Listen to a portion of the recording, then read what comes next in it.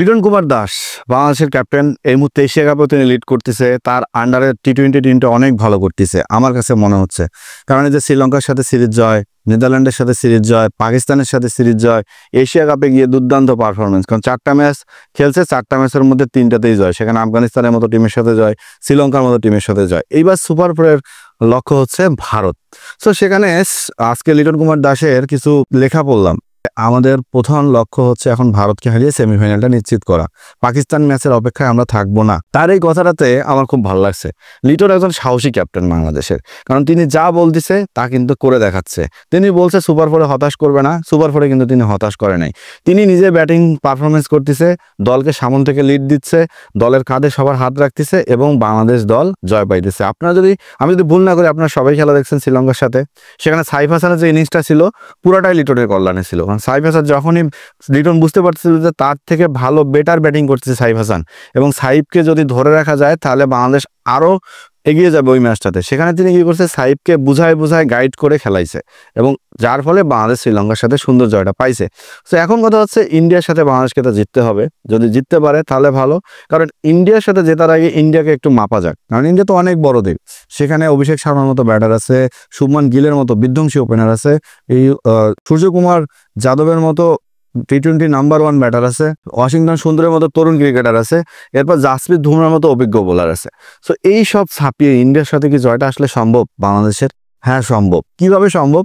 কারণ বাংলাদেশের ব্যাটারদেরকে অসাধারণভাবে ব্যাটিং করতে হবে, এবং বাংলাদেশের বোলারদেরকে অসম্ভব ভালো বোলিং করতে হবে, এবং ফিল্ডিংয়ে কোনো প্রকার ক্যাচ বা ছোট ছোট কোনো মিস অবশ্যই করা যাবে না, এবং অবশ্যই হাফ চান্সগুলোকে ফুল চার্জ করতে হবে।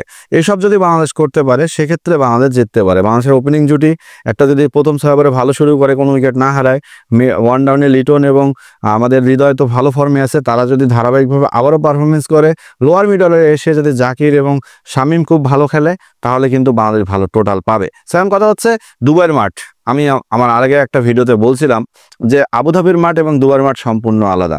এই দুবাইয়ের মাঠে একটু ডিউ ফ্যাক্টর আছে, যে কারণে প্রথম দিকে পিচ যেমন থাকে ধীরে ধীরে পিচ স্লো হয়ে যায় এবং ব্যাটিংয়ের জন্য একদম স্বর্গ হয়ে যায়। তো তেমনভাবে যদি দুবাইয়ের মাঠে কোনো দল প্রথমে টস জিতে ব্যাটিং করে তাহলে সে দল হারবে, এবং টস জিতে যদি ফিল্ডিং করে কোনো দল, সে দলে জেতার সম্ভাবনা থাকে 70%।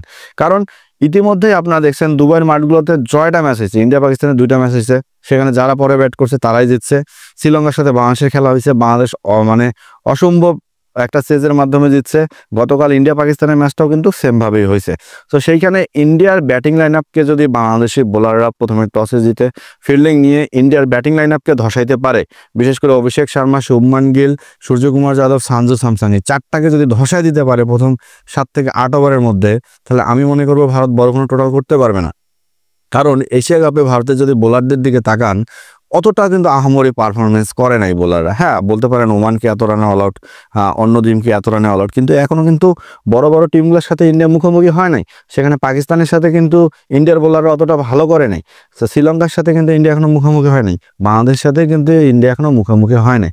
তো সব দিক বিবেচনা করে ইন্ডিয়ার ব্যাটিং লাইন আপকে যদি ধুনো করা যায় প্রথম 6 জন ব্যাটারকে, তাহলে আমার মনে হয় বাংলাদেশ এই ম্যাচটা জিততে পারে। হ্যাঁ, কথা বলার সময় তো আপনারা অনেকেই আমাকে বলবেন যে কি আবল তাবল বলতেছেন পাগলের মতো, যে ইন্ডিয়াকে কি হারানো সম্ভব? হ্যাঁ হারানো সম্ভব, কারণ আমরা ইতিমধ্যে 3বার এশিয়া কাপের ফাইনাল খেলছি, যেখানে 2বারই আমাদের কাছে ইন্ডিয়া ছিল, এবং গতবার এশিয়া কাপে যখন আমাদের শেষ সময় চলে আসছিল, আমরা কিন্তু শ্রীলঙ্কার মাটিতে ইন্ডিয়াকে হারাই দিয়েছিলাম।